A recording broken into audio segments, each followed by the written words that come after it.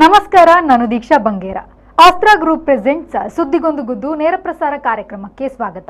Powered by Mukund MGM reality, ಸಹ ಪ್ರಾಯೋಜಕರಾಗಿ BDG enterprises, master ಪ್ಲಾನರಿ groups. ಇಂದಿನ ಸುದ್ದಿಗೊಂದು ಗುದ್ದುವಿನ ವಿಚಾರ ಬ್ರೋಕರ್ ಮುಕ್ತ ತಾಲೂಕು ಕಚೇರಿ. ಮಂಗಳೂರು ಮಿನಿ ವಿಧಾನಸೌಧದ ಆವರಣದಲ್ಲಿ ಸಾರ್ವಜನಿಕರಿಂದ ವಸೂಲಿ ಮಾಡುತ್ತಿದ್ದ ಬ್ರೋಕರ್ಗಳನ್ನು ಹೊರಗೆ ಕಳುಹಿಸಲಾಗಿದೆ. ಆವರಣದಲ್ಲಿ ಡೇರೆ ಹಾಕಿ ಠಿಕಾಣಿ ಹೂಡಿದ್ದ ಹಲವು ಅರ್ಜಿ ಬರಹಗಾರರಿಗೂ ಸಹಾಯಕ ಆಯುಕ್ತರು ಎಚ್ಚರಿಕೆಯನ್ನ ನೀಡಿ ಅವರನ್ನು ಅಲ್ಲಿಂದ ಎಬ್ಬಿಸಲಾಗಿದೆ. ಇದರ ಬಗ್ಗೆ ಒಂದು ವರದಿ ಇದೆ, ನೋಡೋಣ. ಮಂಗಳೂರು ಮಿನಿ ವಿಧಾನಸೌಧದ ಆವರಣದಲ್ಲಿ ಸಾರ್ವಜನಿಕರಿಂದ ವಸೂಲಿ ಮಾಡುತ್ತಿದ್ದ ಬ್ರೋಕರ್ಗಳನ್ನು ಹೊರಗಡೆ ಕಳುಹಿಸಲಾಗಿದೆ. ಆವರಣದಲ್ಲಿ ಡೇರೆ ಹಾಕಿ ಠಿಕಾಣಿ ಹೂಡಿದ್ದ ಹಲವು ಅರ್ಜಿ ಬರಹಗಾರರಿಗೂ ಸಹಾಯಕ ಆಯುಕ್ತರು ಅವರಿಗೆ ಎಚ್ಚರಿಕೆಯನ್ನು ನೀಡಿ ಅವರನ್ನು ಅಲ್ಲಿಂದ ಎಬ್ಬಿಸಲಾಗಿದೆ. ಜಿಲ್ಲಾ ಕೇಂದ್ರ ಭಾಗದಲ್ಲಿರುವ ಮಂಗಳೂರು ಮಿನಿ ವಿಧಾನಸೌಧದಲ್ಲಿ ಪ್ರಮುಖ ಸರ್ಕಾರಿ ಕಚೇರಿಗಳಿದ್ದು, ಏಜೆಂಟರಿಲ್ಲದಿದ್ದರೆ ಇಲ್ಲಿನ ಕಡತಗಳು ಚಲಿಸುವುದೇ ಇಲ್ಲ ಎಂಬಂತಹ ಸ್ಥಿತಿಯಿತ್ತು. ಬಹುತೇಕ ಅಧಿಕಾರಿ ಸಿಬ್ಬಂದಿ ತಾವೇ ನೇಮಿಸಿಕೊಂಡು ಬ್ರೋಕರ್ಗಳನ್ನು ಸಂಪರ್ಕಿಸುವಂತೆ ಸಾರ್ವಜನಿಕರಿಗೆ ಸೂಚಿಸುತ್ತಿರುವುದು ಇಲ್ಲಿನ ನಿತ್ಯ ವ್ಯವಸ್ಥೆಯಾಗಿತ್ತು. ಮೊದಲೇ ಕಚೇರಿ ಅಲೆದಾಟದಲ್ಲಿ ಸುಸ್ತಾಗಿರುವ ಸಾರ್ವಜನಿಕರು ಅಧಿಕಾರಿಗಳ ಮಾತು ಕೇಳಿ ಬ್ರೋಕರ್ ಮೂಲಕ ಅರ್ಜಿ ಸಲ್ಲಿಸಿದ್ರೆ ಕ್ಷಣ ಮಾತ್ರದಲ್ಲಿ ದಾಖಲೆ ರೆಡಿ. ಇಂತಹ ವ್ಯವಸ್ಥೆ ಒಂದೆಡೆಯಾದರೆ, ಅರ್ಜಿ ಬರಹಗಾರರೆಂಬ ಹೆಸರಿನಲ್ಲಿ ಟೆಂಟ್ ಹಾಕಿ ಮಿನಿ ವಿಧಾನಸೌಧದ ಆವರಣದಲ್ಲಿ ಬಹುತೇಕ ಬ್ರೋಕರ್ಗಳು ಕಾರ್ಯನಿರ್ವಹಿಸುತ್ತಿದ್ದು, ಸ್ವಯಂ ಘೋಷಿತ ಅರ್ಜಿ ಬರಹಗಾರರೆಂಬ ಬ್ರೋಕರ್ಗಳಿಗೂ ಸಹಾಯ ಆಯುಕ್ತರು ಬಿಸಿ ಮುಟ್ಟಿಸಿದ್ದಾರೆ. ಸದ್ಯಕ್ಕೆ ಮಂಗಳೂರು ಮಿನಿ ವಿಧಾನಸೌಧ ಆವರಣದಲ್ಲಿ ಯಾವುದೇ ರೀತಿಯ ಕಾರ್ಯಚಟುವಟಿಕೆಗಳಿಗೂ ಅವಕಾಶ ಇಲ್ಲ ಎಂಬಂತಾಗಿದೆ. ಬ್ರೋಕರ್ಗಳನ್ನು ಹೊರಗಿಟ್ಟಿದ್ದರಿಂದ ಮಿನಿ ವಿಧಾನಸೌಧದಲ್ಲಿರುವ ಸರ್ಕಾರಿ ಕಚೇರಿಗಳು ದಿನಪೂರ್ತಿ ಖಾಲಿಯಾಗಿದ್ವು. ಬಹುತೇಕ ಸಾರ್ವಜನಿಕರು ಅಧಿಕಾರಿಗಳ ಬಳಿ ನೇರವಾಗಿ ಬಂದು ತಮ್ಮ ಅಗತ್ಯ ಕಾರ್ಯಗಳನ್ನು ಮಾಡುತ್ತಿರುವುದು ಕಂಡುಬಂತು. Bureau report, V4 news, Mangaluru.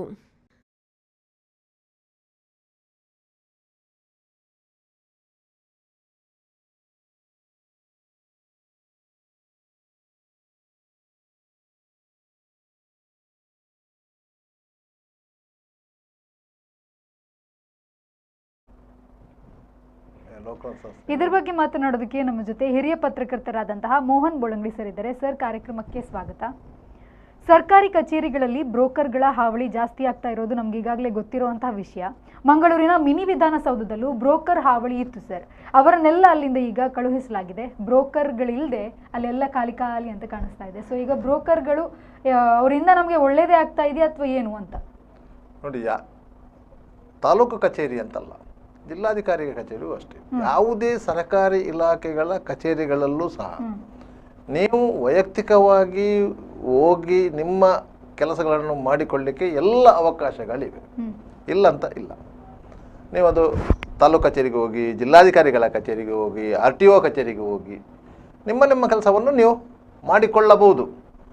ಆದರೆ ಸಮಸ್ಯೆ ಎಲ್ಲಿ ಸೃಷ್ಟಿಯಾಗ್ತದೆ ಅಂತ ಹೇಳಿದರೆ, ಯಾವ ಕೆಲಸ ಆಗಬೇಕಾ ಎನ್ನುವುದರ ಬಗ್ಗೆ ನಮಗೆ ಪೂರ್ವ ಮಾಹಿತಿಗಳು ಇರುವುದಿಲ್ಲ, ಅದರ ಬಗ್ಗೆ ಅನುಭವಗಳು ಇರುವುದಿಲ್ಲ. ಆದ್ದರಿಂದ ನಾವು ಒಂದು ಅರ್ಜಿಯನ್ನು ಇಟ್ಕೊಂಡು ಹೋಗಿ ಎಲ್ಲಿ ಕೊಡಬೇಕು ಎನ್ನುವಂಥ ಮಾಹಿತಿ ಇರುವುದಿಲ್ಲ. ಆದ್ದರಿಂದ ನಾವು ಆ ಅರ್ಜಿಯನ್ನು ತಯಾರು ಮಾಡಲಿಕ್ಕೆ ನಾವು ಮೊದಲಿಗೆ ಹೋಗುವುದು ಆ ತಾಲೂಕು ಕಚೇರಿಯ ಹೊರಗಡೆ ಟೇಬಲ್ ಹಾಕಿ ಕುಳಿತುಕೊಂಡಿರುವಂತಹ ಅರ್ಜಿ ಬರಹಗಾರರ ಬಳಿ. ಅವರಲ್ಲಿ ಹೋಗಿ ನಮ್ಮ ಸಮಸ್ಯೆಯನ್ನು ಹೇಳಿಕೊಳ್ತೇವೆ. ಅವರು ಅದಕ್ಕೊಂದು ಅರ್ಜಿ ಬರೆದು ಕೊಡ್ತಾರೆ. ಅವರು ಆಗಲೇ ಹೇಳ್ತಾರೆ, ನೀವು ಇಂತಲ್ಲಿಗೆ ಕೊಂಡೋಗಿ ಈ ಅರ್ಜಿ ಕೊಡಿ. ಒಳಗೆ ಹೋಗುವಾಗ ನಿಮ್ಗೆ ಹತ್ತಾರು ಮಂದಿ ಕಾಣ್ತದೆ, 10 ಆಫೀಸುಗಳು ಕಾಣ್ತದೆ. ನೀವು ಪರ್ಟಿಕ್ಯುಲರ್ ಆಗಿ ಒಂದು ಆಫೀಸಿಗೆ ಹೋದರೆ ಅವ್ರು ಹೇಳ್ತಾರೆ, ಇದು ನಮಗೆ ಸಂಬಂಧಪಟ್ಟದಲ್ಲ, ನೀವು ಇಂಥ ಕಡೆಗೆ ಹೋಗಿ ಅಂತ ಹೇಳ್ತಾರೆ. ಅಲ್ಲಿಗೆ ಹೋಗಿ ಅರ್ಜಿ ಕೊಟ್ಟರೆ ನಿಮ್ಮ ಕೆಲಸಕ್ಕೆ ಕೆಲವೊಂದು ಕಾಲಮಿತಿ ಇದೆ. ಈಗ DV ಸದಾನಂದ ಗೌಡರು ಮುಖ್ಯಮಂತ್ರಿ ಆಗಿದ್ದಂಥ ಸಂದರ್ಭದಲ್ಲಿ ಸಕಾಲ ಅಂತ ಒಂದು ಯೋಜನೆಯನ್ನು ತಂದರು. ಆ ಯೋಜನೆಯ ಪ್ರಕಾರ ಯಾವುದೇ ಅರ್ಜಿಯನ್ನು ನೀವು ತಾಲೂಕು ಕಚೇರಿಗೆ ಇಲ್ಲದ್ರೆ ಬೇರೆ ಯಾವುದೇ ಇಲಾಖಾ ಕಚೇರಿಗೆ ಕೊಟ್ಟರೆ ಅವರಿಂದ ಒಂದು ರಿಸೀವ್ಡ್ ತಗೊಳ್ಬೇಕು, ಮತ್ತೊಂದು ಕಾಪಿ ಇಟ್ಕೊಳ್ಬೇಕು, ಅವರು ಸೀಲ್ ಹಾಕಿ ತಗೊಳ್ಬೇಕು. ಅದನ್ನು ಅವರು ಕಾಲಮಿತಿಯೊಳಗೆ ಆ ಅರ್ಜಿಯನ್ನು ಇತ್ಯರ್ಥ ಮಾಡಬೇಕು. ನಿಮಗೆ ಬೇಕಾದ ದಾಖಲೆಗಳನ್ನು ಅವರು ಕೊಡಬೇಕು. ಆದರೆ ನಾವೇನು ಮಾಡ್ತೇವೆ ಅಂತ ಹೇಳಿದರೆ, ಬಸಳೆ ದುಂಪಕ್ಕೆ ಕರು ಕಟ್ಟಿ ಹಾಕಿ ಹೋದಾಗ ಹೋಗ್ತೇವೆ. ನಮಗೆ ಅಲ್ಲಿ ನಿಲ್ಲಿಕ್ಕೆ ಪುರ್ಸೊತ್ತಿಲ್ಲ, ಹೌದೌದು. ಅಲ್ಲಿ ಹುಡ್ಕೊಲಿಕ್ಕೆ ಪುರ್ಸೊತ್ತಿಲ್ಲ, ಯಾರ ಹತ್ರ ಹೋಗೋದಂತ ಪುರ್ಸೊತ್ತಿಲ್ಲ. ಆಗ ಏನು ಮಾಡ್ತೇವೆ ನಾವು, ಈ ಅರ್ಜಿ ಬರಹಗಾರಲ್ಲಿಗೆ ಹೋಗ್ತೇವೆ, ಹೇಳ್ತೇವೆ ಈಗೊಂದು ಆಗಬೇಕು, ಅದಕ್ಕೆ ಸಂಬಂಧಪಟ್ಟ ಏನು ಚಾರ್ಜ್ ಇದೆ, ಚಲನ್ ಇದೆ, ಅದನ್ನು ಒಂದು ನೀವೇ ಕಟ್ಟಿ ನಾವು ಕೊಡ್ತೇವೆ, ಆಮೇಲೆ ಹಣ ಕೊಡ್ತೇವೆ, ಮತ್ತೆ ಅದರದ್ದು ತೆಗೆದುಕೊಂಡು ನಾವು ಸಂಜೆ ಬರುವಾಗ ಬರ್ತೇವೆ, ಅದನ್ನು ತೆಗೆದಿಡಿ ಅಂತ ಹೇಳಿ. ಈಗ ನೀವೊಂದು RTC ನಿಮಗೆ ಅರ್ಜೆಂಟ್ ಬೇಕು, ಇದು ಓಪನ್ ಡಾಕ್ಯುಮೆಂಟ್. ನೀವು ಗ್ರಾಮ ಮತ್ತು ಸರ್ವೆ ನಂಬರ್ ಕೊಟ್ಟರೆ ನಿಮಗೆ ವಿದಿನ್ 5 ಮಿನಿಟ್ಸಲ್ಲಿ RTC ಸಿಗುತ್ತೆ. ವಿದಿನ್ 5 ಮಿನಿಟ್ಸಲ್ಲಿ ನೀವು ಸೀದಾ RTC ಕೌಂಟ್ರಿಗೆ ಹೋದ್ರೆ ಆಯಿತು, ಗ್ರಾಮ ಸರ್ವೆ ನಂಬರ್ ಹೇಳಿದ್ರೆ ಆಯಿತು, ಅವರು ಇಮಿಡಿಯೇಟ್ ಕಂಪ್ಯೂಟರಲ್ಲಿ ನೋಡ್ತಾರೆ, ಹೆಸರು ಕೇಳ್ತಾರೆ ಯಾರ್ದು ಅಂತ ಹೇಳಿ, ಇಂತಿಂತ ಹೆಸರು ಅಂತ ಹೇಳಿದರೆ ಇಮಿಡಿಯೇಟ್ ಪ್ರಿಂಟ್ ಕೊಡ್ತಾರೆ. ಮೊದಲು 15 ರೂಪಾಯಿ ಇತ್ತು, ಈಗ 50 ರೂಪಾಯಿನೂ ಆಗಿದೆ, ಆಯಿತಾ, ಇಮಿಡಿಯೇಟ್ ಕೊಡ್ತಾರೆ. ಅಷ್ಟಕ್ಕೂ ನಮಗೆ ಪುರ್ಸೊತ್ತಿರೋದಿಲ್ಲ, ಅಷ್ಟಕ್ಕೂ ನಮಗೆ ಪುರ್ಸೊತ್ತಿಲ್ಲ. ನಾವು ಅಲ್ಲಿ ಅರ್ಜಿ ಬರಹಗಾರರ ಹತ್ರ ಹೋಗ್ತೇವೆ, ಅವರಿಗೆ ಅವರು 50 ರೂಪಾಯಲ್ಲಿ ಇದೆ, ನಿಮಗೆ 50 ರೂಪಾಯಿ ಜಾಸ್ತಿ, 100 ರೂಪಾಯಿ ಕೊಡ್ತೇವೆ, ನಾವು ಬರ್ತೇವೆ. ಅವ್ರು ತೆಗೆದಿಟ್ಟಿರ್ತಾರೆ, ನಾವು ಮತ್ತೆ ನಮ್ಮ ಅನುಕೂಲದ ಸಮಯ ಹೋಗಿ ನೋಡಿ ನಮ್ಮ ಈ ರೀತಿಯವರೇ ಜಾಸ್ತಿ. ಒಂದು ಎರಡನೇದು ಏನಂತ ಹೇಳಿದ್ರೆ, ಯಾವುದಕ್ಕೆ ಯಾವ ರೀತಿಯಲ್ಲಿ ಅರ್ಜಿ ಹಾಕಬೇಕು ಎನ್ನುವ ಬಗ್ಗೆ ಮಾಹಿತಿ ಸಾರ್ವಜನಿಕರಲ್ಲಿ ಇರುವುದಿಲ್ಲ. ಹೆಚ್ಚಿನ ಅಂಶ ಎಲ್ಲರಿಗೂ, ಬಹುತೇಕ ಮಂದಿಗೆ ಇಲ್ಲ, 90-95% ಮಂದಿಗೆ ಅದರ ಜ್ಞಾನ ಇಲ್ಲ. ಸರ್ಕಾರದ ಯಾವ ಯಾವ ಯೋಜನೆಗಳಿವೆ ಅದರ ಜ್ಞಾನ ಇಲ್ಲ, ಅದಕ್ಕೆ ಎಲ್ಲೆಲ್ಲಿ ಅರ್ಜಿ ಹಾಕಬೇಕು ಅದರ ಜ್ಞಾನ ಇಲ್ಲ, ಅದನ್ನು ಎಲ್ಲಿ ಹೇಗೆ ಫಾಲೋಅಪ್ ಮಾಡಬೇಕು ಅದರ ಜ್ಞಾನ ಇಲ್ಲ. ಆಗ ನಾವು ಏನು ಮಾಡ್ತೇವೆ, ಸಹಜವಾಗಿಯೇ ಇನ್ನೊಬ್ಬರ ನೆರವನ್ನು ಪಡಿತೇವೆ. ಇನ್ನೊಬ್ಬರ ನೆರವು ಪಡೆಯುವುದಂದ್ರೆ ಅದಕ್ಕಾಗಿಯೇ ಕೆಲವರು ಇದ್ದಾರೆ, ಇಲ್ಲ ಅಂತಿಲ್ಲ, ಅದಕ್ಕಾಗಿ ಒಬ್ರು ಕೆಲವರು ಇರ್ತಾರೆ ಅಂತ ಅವ್ರ ಹತ್ರ ಹೋಗಿ ಕೇಳ್ತೇವೆ. ಅವರು ಕೆಲವೊಮ್ಮೆ ಏನು ಮಾಡ್ತಾರೆ ಅಂತ ಹೇಳಿದ್ರೆ, ನಿಗದಿತ ಮೊತ್ತಕ್ಕಿಂತ ಜಾಸ್ತಿ ಮೊತ್ತವನ್ನು ಕೀಳ್ತಾರೆ, ಕೀಳ್ತಾರೆ. ಅದರಿಂದಾಗಿ ಅದು ಜನರಿಗೆ ಹೊರೆ ಆಗ್ತದೆ. ಆದರೆ ಅಲ್ಲಿ ತಾಲೂಕು ಆಫೀಸಿನ ಹೊರಗಡೆ ಇರುವಂತಹ ಅರ್ಜಿ ಬರಹಗಾರರು ಹೆಚ್ಚು ತಗೊಂಡ್ರೆ 20 ರೂಪಾಯಿ 30 ರೂಪಾಯಿ, 10 ರೂಪಾಯಿ ಮಾಮೂಲಿ. ಕೆಲವರು 20 ರೂಪಾಯಿ ಕೊಡ್ತಾರೆ, ಕೆಲವರು 30 ರೂಪಾಯಿ ಕೊಡ್ತಾರೆ, 2 ಅರ್ಜಿ ಇದ್ರೆ 30 ರೂಪಾಯಿ ಕೊಡ್ತಾರೆ. ಈ ರೀತಿಯಾಗಿ ಇರ್ತದೆ. ಅದೇ ಆದಾಯದಲ್ಲಿ ಅವರು ಬದುಕು ಕಟ್ಟಿಕೊಂಡವರು. ಒಬ್ಬೊಬ್ರು ಸುಮಾರು ಒಂದು 10-20-30 ವರ್ಷದಿಂದ ಇದ್ದವರು ಅಲ್ಲಿದ್ದಾರೆ, ನಾವೆಲ್ಲ ನೋಡಿದವರು. ಅದು ಹಿಂದೆ ತಾಲೂಕು ಆಫೀಸು, ಜಿಲ್ಲಾಧಿಕಾರಿಗಳ ಕಚೇರಿ ಎಲ್ಲ ಸ್ಟೇಟ್ ಬ್ಯಾಂಕ್ ಅಲ್ಲಿ ಇರುವಾಗ ಅದರ ಆವರಣದಲ್ಲಿದ್ದರು. ಆ ಸಂದರ್ಭದಲ್ಲಿ ಒಬ್ರು ಜಿಲ್ಲಾಧಿಕಾರಿಯಾಗಿ ಬಂದವರು ಅವ್ರನ್ನೆಲ್ಲರನ್ನು ಕರೆಸಿ ಹೇಳಿದರು, ನೋಡಿ ನೀವು ವ್ಯವಸ್ಥಿತ ರೀತಿಯಲ್ಲಿ ಒಂದು ಕಡೆಯಲ್ಲಿ ಕೂತ್ಕೊಳ್ಳಿ, ಒಬ್ರಲ್ಲಿ ಒಬ್ರು ಇಲ್ಲಿ ಒಬ್ರು ಈ ಕಡೆ, ಒಂದು ವ್ಯವಸ್ಥಿತ ರೀತಿಯಲ್ಲಿ ಒಂದು ಲೈನಲ್ಲಿ ಕೂತ್ಕೊಳ್ಳಿ, ನಿಮ್ಗೆ ನಾವೇನು ತೊಂದರೆ ಮಾಡುವುದಿಲ್ಲ. ಆದರೆ ಪ್ರತಿ ಅರ್ಜಿಗೆ 5 ರೂಪಾಯಿ ತಗೊಳ್ಳಿ ಅಂತ ಹೇಳಿದರು. ಮತ್ತೆ ಅಲ್ಲೊಂದು ಬೋರ್ಡ್ ಸಹ ಹಾಕಿದ್ರು, ಒಂದು ಪ್ರತಿ ಅರ್ಜಿಗೆ 5 ರೂಪಾಯಿ ಅಂತೇಳಿ. ಈಗ ಬೋರ್ಡು ಮಾಯ ಆಗಿದೆ, ಅದು ಪ್ರಶ್ನೆ ಬೇರೆ. ಆಗ 5 ರೂಪಾಯಿ ಕೊಟ್ಟವರನ್ನು ಕೊಟ್ಟರು ತಗೊಳ್ತಾ ಇದ್ರು, 10 ರೂಪಾಯಿ ಕೊಟ್ಟರು ತಗೊಳ್ತಾ ಇದ್ರು. ಅದಕ್ಕೊಂದು ಫಿಕ್ಸ್ಡ್ ರೇಟ್ ಅಂತ ಇರಲಿಲ್ಲ. ಅದು ಅವರೆಲ್ಲ ಕೈಬರಹದ ಅರ್ಜಿದಾರರೇ ಹೊರತು ಕಂಪ್ಯೂಟರ್ ಇಟ್ಟುಕೊಂಡು ಆಫೀಸ್ ಇಟ್ಟುಕೊಂಡು ಮಾಡುವಂತಾರಲ್ಲ. ಯಾಕಂದ್ರೆ ಅವರ ಉದ್ಯೋಗವೇ ಹೌದು. ಸಂಜೆ ಆಗುವಾಗ ಒಂದು 500, 700, 800, 1000 ಆಗ್ತದೆ. ಒಂದು ಮತ್ತೊಂದು ಏನಂತಂದ್ರೆ, ಕೆಲವು ದಾಖಲೆಗಳನ್ನು ತೆಗಿಲಿಕ್ಕೆ ಇರ್ತದೆ. ನಿಮಗೆ ಅದೇ ದಾಖಲೆಯನ್ನು ಇವರು ಅರ್ಜಿ ಬರೆದು ಕೊಟ್ಟು ನೀವು ಕೊಂಡೋಗಿ ಒಳಗೆ ಕೊಡ್ಲಿಕ್ಕೆ ಹೇಳ್ತಾರೆ. ನೀವು ಕೊಂಡೋಗಿ ಕೊಟ್ಟರೆ ಜನ್ಮತ ನಿಮಗೆ ಆ ದಾಖಲೆಗಳು ಸಿಕ್ಕುವುದಿಲ್ಲ, ಜನ್ಮತ ದಾಖಲೆಗಳು ಸಿಕ್ಕುವುದಿಲ್ಲ. ಯಾಕಂತ ಹೇಳಿದ್ರೆ ಅವ್ರ ಹತ್ರವೇ ಹೇಳಿದ್ರೆ ಅವರು ಆಗಾಗ ಹೋಗ್ತಾ ಇರ್ತಾರೆ ಅಲ್ಲಿಗೆ. ನಾವಾಗಿ ತಗೊಂಡು ಅದು ಕರೆಕ್ಟ್, ನಾವಾಗಿ ಅವ್ರು ಏನ್ ಮಾಡ್ತಾರೆ, ಆಗಾಗ ಹೋಗ್ತಾ ಇರ್ತಾರೆ, ಬೇರೆ ಬೇರೆ ಕೆಲಸಗಳಿಗೆ ಹೋಗ್ತಾ ಇರ್ತಾರೆ. ಹೋಗುವಾಗ ಇವ್ರನ್ನ ಕೇಳಿ ಡಾಕ್ಯುಮೆಂಟ್ ತಿಕ್ಕಣ ಅಂತ ಹೇಳಿ ಆಗ ಅವ್ರು ಪುನಃ ಹುಡುಕ್ಲಿಕ್ಕೆ ಶುರು ಮಾಡ್ತಾರೆ.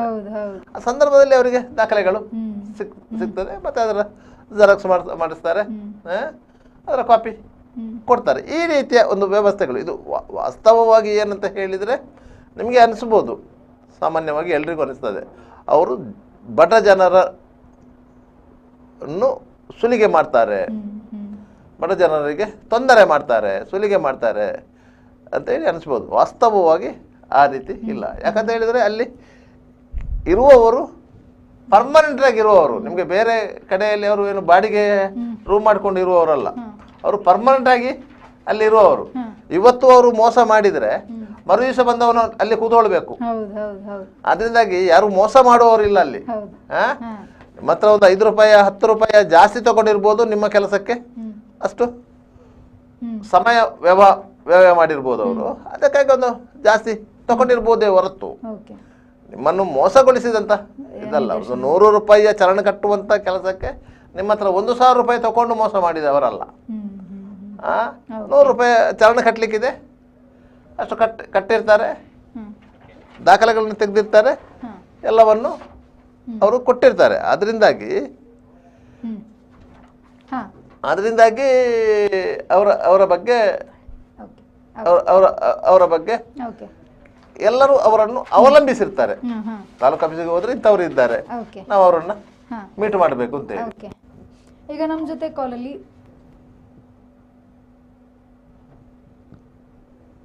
ಎಸ್ ಸರ್, ಅಂದ್ರೆ ಈಗ ಬ್ರೋಕರ್ಗಳು ಸರ್ಕಾರಿ ಅಧಿಕಾರಿಗಳೇ ನೇಮಿಸೋದಾ ಅಂತ? ಅಲ್ಲ, ಇವರೆಲ್ಲ ಖಾಸಗಿ ವ್ಯಕ್ತಿಗಳು. Okay okay. ಈಗ ಕಾಲಲ್ಲಿ ನಮ್ಮ ಜೊತೆ ಮಂಗಳೂರಿನ ರಕ್ಷಿತ್ ಅವರಿದ್ದಾರೆ. ಸರ್, ಕಾರ್ಯಕ್ರಮಕ್ಕೆ ಸ್ವಾಗತ. Hello hello hello sir. ಈಗ ತಾಲೂಕು ಕಚೇರಿಗಳ ಮುಂದ್ಗಡೆ ಸುಮಾರಷ್ಟು ಬ್ರೋಕರ್ಗಳು ಕೂತಿರ್ತಾರೆ ಸರ್. ಈಗ ಅವ್ರನ್ನ ಇವಾಗ ಎಬ್ಸುವಂತಹ ಕೆಲಸ ಆಗಿದೆ, ಇದ್ರ ಬಗ್ಗೆ ನೀವೇನ್ ಹೇಳ್ತೀರಾ ಅಂತ?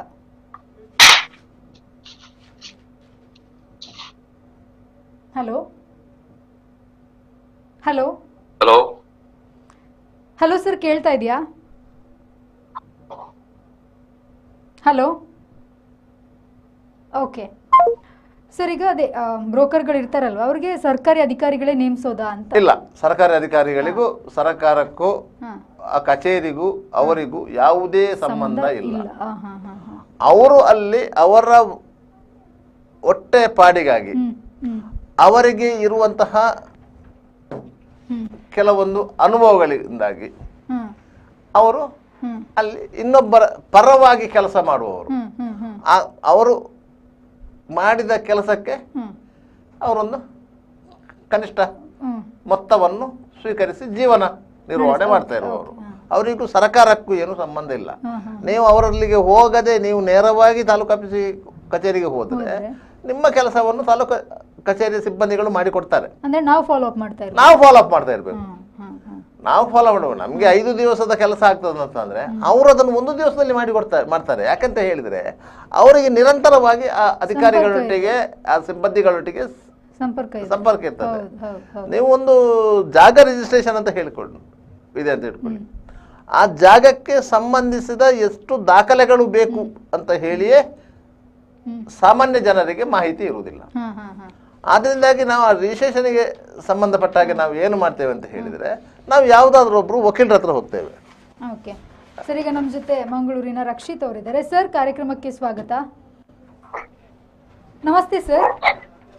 ಹಲೋ, ನಮಸ್ತೆ ಸರ್. ಈಗ ಸರ್ಕಾರಿ ಕಚೇರಿಗಳಲ್ಲಿ ಬ್ರೋಕರ್ಗಳ ಹಾವಳಿ ಜಾಸ್ತಿ ಆಗ್ತಾ ಇರುವಂತದ್ದು ಮತ್ತು ಒಂದಿಷ್ಟು ಕಚೇರಿಗಳಲ್ಲಿ ಅವ್ರನ್ನ ಅಲ್ಲಿಂದ ಹೋಗ್ಲಿಕ್ಕೆ ಕೂಡ ಹೇಳಿರುವಂತದ್ದು, ಇದ್ರ ಬಗ್ಗೆ ನೀವೇನ್ ಹೇಳ್ತೀರಾ ಅಂತ? ಹೌದು ಮೇಡಮ್, ನಾನು ನಂದು ಜಾಗ ಕೆಲಸಕ್ಕೆ ಹೋಗಿದ್ದೆ ನಾನು. ಓಕೆ. ಅವಾಗ 2000ದಲ್ಲಿ ಆಗುವ ಕೆಲಸವನ್ನು ಅವ್ರು ಹೇಳಿದ್ರು ಬ್ರೋಕರ್ ಮೂಲಕ ಬನ್ನಿ ಅಂತ ಹೇಳಿದ್ರು. ಅದ ಬ್ರೋಕರ್ ಹತ್ರ ಹೋದೆ, ಅವ್ರು ಹೇಳಿದ್ರು 30,000 ಆಗುತ್ತೆ ಅಂತ ಹೇಳಿದ್ರು. ಓಕೆ. ಅಷ್ಟೊತ್ತಿಗೆ ನಾನು ನನ್ನ ಫ್ರೆಂಡ್ ಇದ್ದಾರೆ ಶ್ರವಣ್ ನಾಲ ಅಂತ, ಅವರಿಗೆ ಕಾಲ್ ಮಾಡಿದೆ. ಕಾಲ್ ಮಾಡಿ ಅವರಿಗೆ ನಾ ಬ್ರೋಕರಿಗೆ ಒಂದು 10,000 ಕೊಟ್ಟಿದ್ದೆ ಫಸ್ಟಿಗೆ. ಶ್ರವಣಿಗೆ ಕಾಲ್ ಮಾಡಿ ಅವರಿಗೆ ಹೇಳಿದ್ರು ನಾನ್ ಮಾತಾಡ್ತೇನೆ ಅಂತ ಹೇಳಿ 10,000 ತೆಗೆದು ಕೊಟ್ರು ನಮ್ಗೆ. ಆಮೇಲೆ ಅವರು ಕೆಲಸ ಮಾಡಿ ಕೊಟ್ರು ನಮ್ಗೆ. ಇದೆಲ್ಲಿ ಸರ್? ಮಂಗಳೂರಲ್ಲೇ ನಡೆದಿರುವಂತದ್ದ? ಬೆಳ್ತಂಗಡಿಯಲ್ಲಿ ನಡೆದಿರೋ. ಹೌದೌದು. ಬೆಳ್ತಂಗಡಿ ತಾಲೂಕು ಆಫೀಸಿನ ಹೊರಗಡೆ ಒಂದು 4-5 ಮಂದಿ ಇದಾರಲ್ಲ? ಹೌದು ಸರ್, ಹೌದು. ಈ ಬ್ರೋಕರ್ ಇಂದಾಗಿ ನಮ್ದು ಪಾಪದವರೆಲ್ಲ ಈಗ ಅನುಭವದ ಕೊರತೆ ಇರುವವರು ಹೋದರೆ ಅಲ್ಲಿ ಮಾರ್ಗದರ್ಶನ ಮಾಡುವವರು ಯಾರು ಇರುವುದಿಲ್ಲ ಅಲ್ವಾ? ಯಾರು ಇಲ್ಲ. ಅದಕ್ಕಾಗಿ ಒಂದು ಹೆಲ್ಪ್ ಲೈನ್ ಟೇಬಲ್ ಒಂದು ಇಟ್ಟರೆ ಸರ್ಕಾರವೇ ಅನುಕೂಲ ಆಗ್ಬೋದಲ್ಲ? ಅನುಕೂಲ ಆಗ್ಬೋದು ಅಲ್ವಾ? ಇಲ್ಲಾಂದ್ರೆ ಹೆಲ್ಪ್ ಲೈನ್ ಟೇಬಲ್ ಅಂತ ಇದ್ರೆ ಏನು ಕೆಲಸ ಆಗ್ಬೇಕು ಅವರು ಹೋಗಿ ಆ ಟೇಬಲ್ಗೆ ಹೋದರೆ ಅವರ ಗೈಡೆನ್ಸ್ ಮೇಲೆ ಬೇರೆ ಬೇರೆ ಕಚೇರಿಗಳಿಗೆ ಹೋಗ್ಲಿಕ್ಕೆ ಆಗುತ್ತಲ್ಲ. ಪಾಪದವರು ಹೋದ್ರೆ ಅವರನ್ನು ಎಷ್ಟು ಅವರಿಂದ ಹಣ ತೆಗ್ಲಿಕ್ಕೆ ಆಗುತ್ತೆ ಅಷ್ಟು ತಕೊಂಡು ಅವ್ರು ಮೋಸ ಮಾಡ್ತಾರೆ. ಹಾಗೆ ಅವ್ರಿಗೆ ಕೊಡ್ಬೇಕೆ 10,000, 20,000, 30,000 ಎಲ್ಲ ಗೆಲ್ತಾರೆ. ನಿಮ್ಮ ನಿಮ್ಮ ವೈಯಕ್ತಿಕ ಇದರಲ್ಲಿ ಏನಾದ್ರು ಸಮಸ್ಯೆಗಳಿತ್ತಾ? ಸಮಸ್ಯೆ ನಮ್ ಜಾಗದ ಕೇಳಿ ಹೋದದ್ದು, ಜಾಗದ ಸ್ವಲ್ಪ ಕೆಲಸ ಆಗ್ಬೇಕಿತ್ತು, ಹಾಗೆ ಹೋದದ್ದು. ಅವರು ಬ್ರೋಕರ್ ಮುಖಾಂತರ ಬನ್ನಿ ಅಂತ ಹೇಳಿದ್ರು. ಅಧಿಕಾರಿ. ಅದಕ್ಕೆ ನಾವು ಬ್ರೋಕರಿಗೆ ಹೋದೆ. ಅಲ್ಲಿ ಅವರು 30,000 ಕೇಳಿದ್ರು. ಆ ನಂತರ ಅವರಿಗೆ 10,000 ಕೊಟ್ಟೆ, ನಾನು 10,000 ಕೊಟ್ಟೆ. ಆಮೇಲೆ ನಾನು ಶ್ರವಣ್ ಅಂತ ಇದ್ದಾರೆ ನಾಳದವರು, ಗೊತ್ತಾಯ್ತು. ಅವರಿಗೆ ಹೇಳಿದ್ದೆ.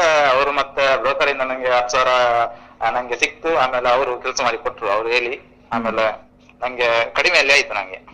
ಈಗ ನಿಮ್ಮ ಕೆಲಸವನ್ನು ಮಾಡಿ ಕೊಟ್ಟದ್ದು ಸರ್ಕಾರಿ ಅಧಿಕಾರಿ? ಹೌದೌದೌದು. ಬ್ರೋಕರ್ ಅಲ್ಲ? ಬ್ರೋಕರ್ ಅಲ್ಲ. ಆದ್ರೆ ನಾನು ಡೈರೆಕ್ಟ್ ಹೋಗ್ಲಿಕ್ಕೆ ಆಯ್ತು. ಆಮೇಲೆ ಇಲ್ಲಾಂದ್ರೆ ನಾವು ಬ್ರೋಕರ್ ಹೋಗುದಾದ್ರೆ ನಂಗೆ 30,000 ಖರ್ಚಿತ್ತು. ಹೌದು. ಹಾಗೆ. ನೀವು ಆ ಕೆಲಸಕ್ಕೆ ತಾಲೂಕು ಕಚೇರಿಗೆ ಎಷ್ಟು ಸಾರಿ ಹೋದ್ರಿ? ನಾನು ಹೋದಾಗ ಲೆಕ್ಕವೇ ಇಲ್ಲ ಸರ್. ಎಷ್ಟು ಅಂದಾಜು ಎಷ್ಟು ಸಾರಿ ಹೋಗಿರ್ಬೋದು ನೀವು? ಅಂದಾಜು ಎಷ್ಟು ಸಾರಿ ಹೋಗಿರ್ಬೋದು ಅಂತ? ಒಂದು 8-10 ಸಲ ಹೋಗಿದ್ದೆ ನಾನು. 8-10 ಸಾರಿ. ನಾಳೆ ಬನ್ನಿ ಅಂತ ಹೇಳ್ತಾರೆ.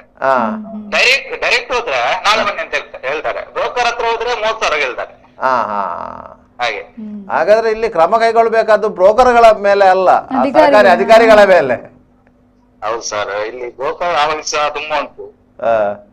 ಅದಕ್ಕೆ ನೀವೇ ಏನಾದ್ರು ಮಾಡ್ಬೇಕಷ್ಟೇ. ನಾವು ಒಬ್ಬೊಬ್ರು ಹತ್ರ ಏನ್ ಮಾಡ್ಲಿಕ್ಕಾಗಲ್ಲ ಅಲ್ಲಿ. ಹಾಗೆ. ಯಾಕಂದ್ರೆ ಅವ್ರದೇ ಒಂದು ಗ್ಯಾಂಗ್ ಇರ್ತದಲ್ಲ. ಅವ್ರದೇ ಒಂದು ಗ್ಯಾಂಗ್ ಉಂಟು. ಓಕೆ, ಧನ್ಯವಾದಗಳು ಸರ್ ನಮ್ಮ ಜೊತೆ ಮಾಹಿತಿ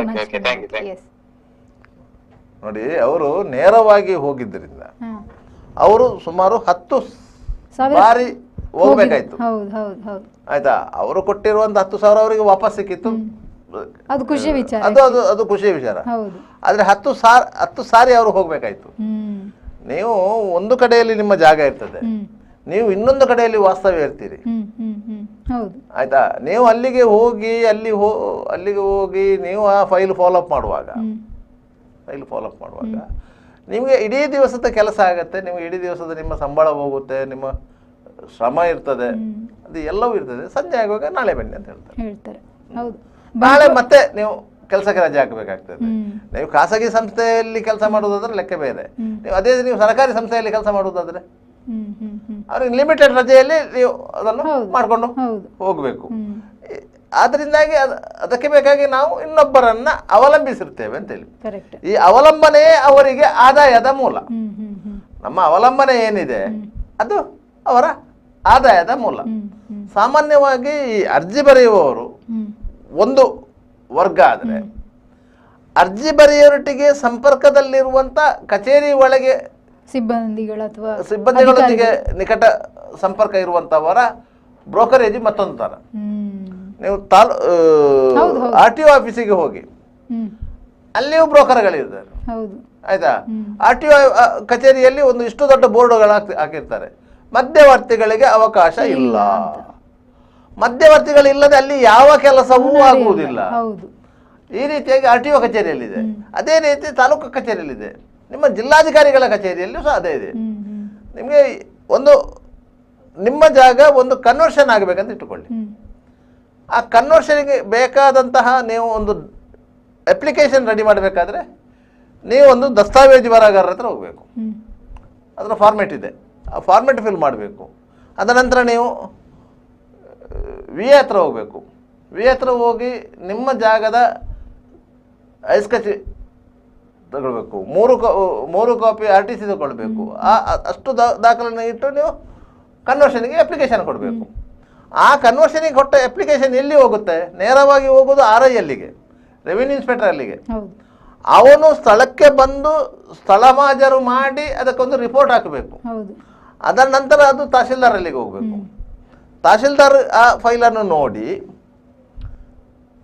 ಇದು ಲ್ಯಾಂಡ್ ರಿಫಾರ್ಮರ್ಸ್ ಆಕ್ಟ್ ಇದು ಜಾಗವ ಇಲ್ಲ ಪಿತ್ರಾರ್ಜಿತ ಆಸ್ತಿಯ ಆ ದಾಖಲೆಗಳನ್ನು ನೋಡಿ ಅದರ ಮೇಲೆ ಅವರು ಕನ್ವರ್ಷನ್ ಎಷ್ಟು % ಕೊಡುವುದಂತ ತೀರ್ಮಾನ ಮಾಡೋದು. ಲ್ಯಾಂಡ್ ರಿಫಾರ್ಮರ್ಸ್ ಆಕ್ಟ್ನ ಜಾಗ ಅಂತ ಆದರೆ ನಿಮಗೆ ಟೋಟಲಿ ಜಾಗೆಯ 3% ಕನ್ವರ್ಷನ್ ಆಗೋದು, ಕೇವಲ ಮನೆ ಕಟ್ಟಲಿಕ್ಕೆ ಮಾತ್ರ. ಬಾಕಿ ಜಾಗವನ್ನು ನಿಮಗೆ ಕನ್ವರ್ಷನ್ ಆಗೋದಿಲ್ಲ. ಅದೇ ನೀವು ವರ್ಗ ಲ್ಯಾಂಡ್ ಅಂತ ಆದರೆ ನಿಮ್ಗೆ ಅಷ್ಟು ಜಾಗ ಕನ್ವರ್ಷನ್ ಆಗುತ್ತೆ.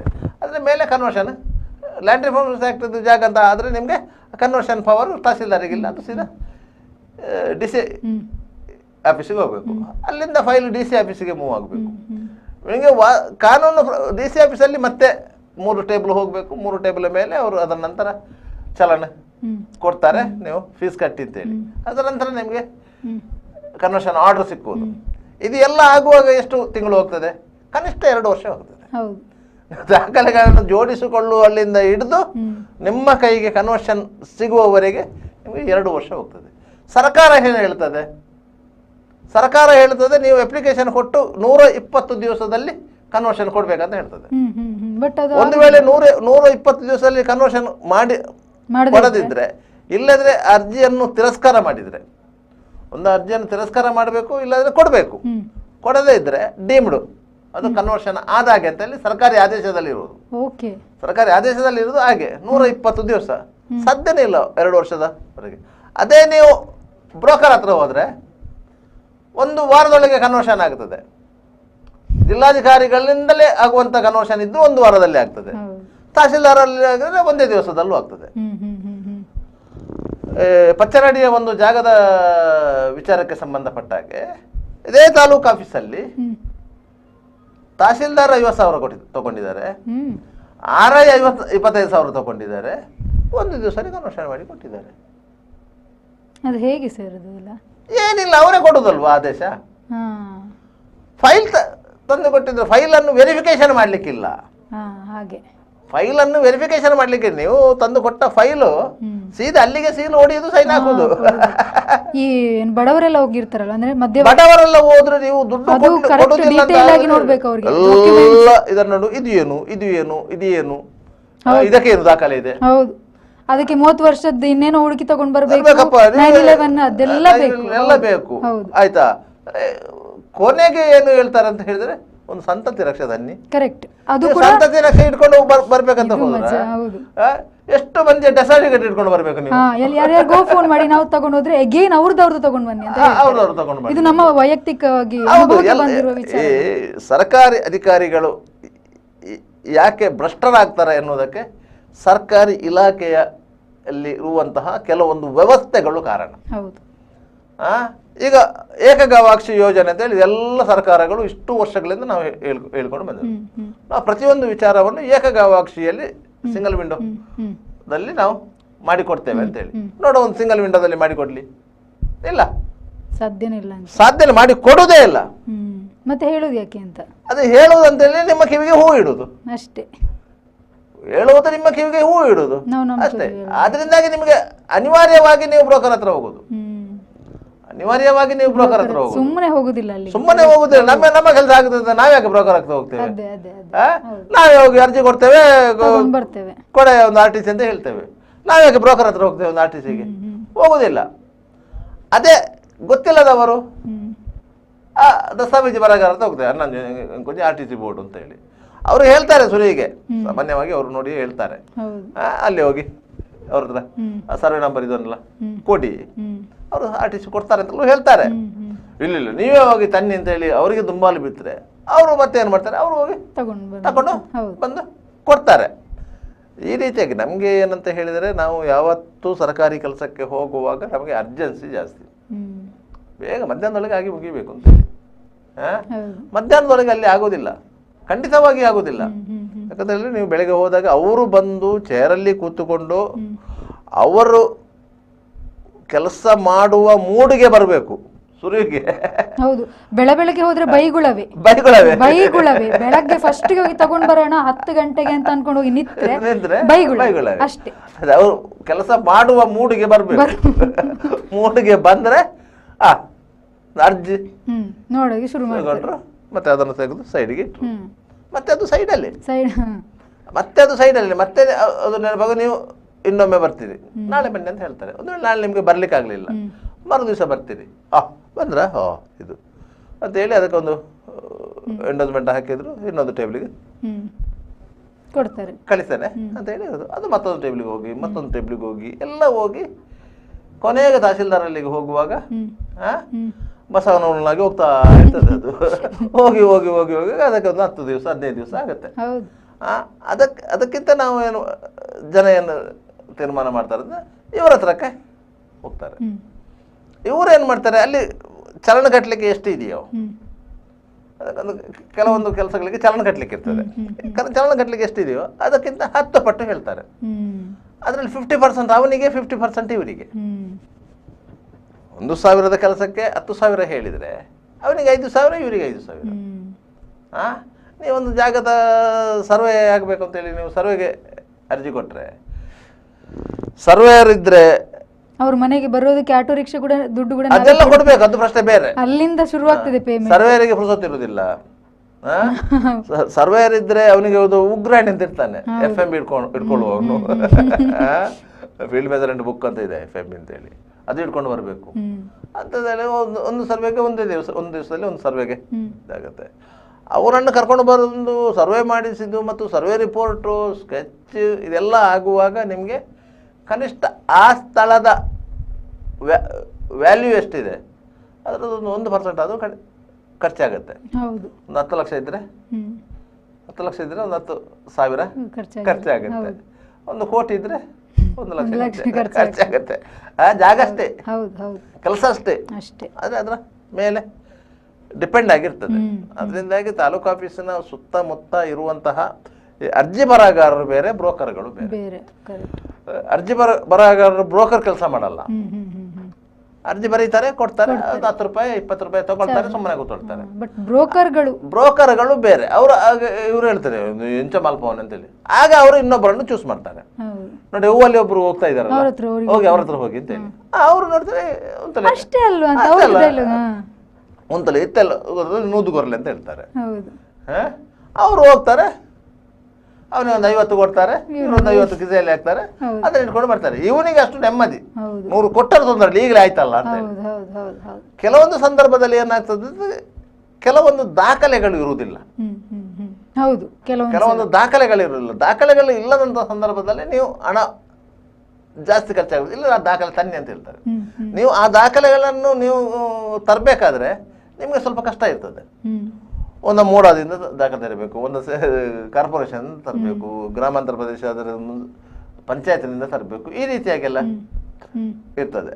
ಅದರಿಂದಾಗಿ ಆ ದಾಖಲೆಗಳು ಬೇಕು ಅಂತಾದ್ರೆ ನೀವು ಅವರನ್ನು ಒಂದು ಜಾಗದ್ದು ನೈಲೇವನ ಮಾಡಲಿಕ್ಕೇನೆ ಪಂಚಾಯತಿನ BDO 25,000 ಕೇಳ್ತಾನೆ, ಪಂಚಾಯತ್ BDO 25,000 ಕೇಳ್ತಾನೆ.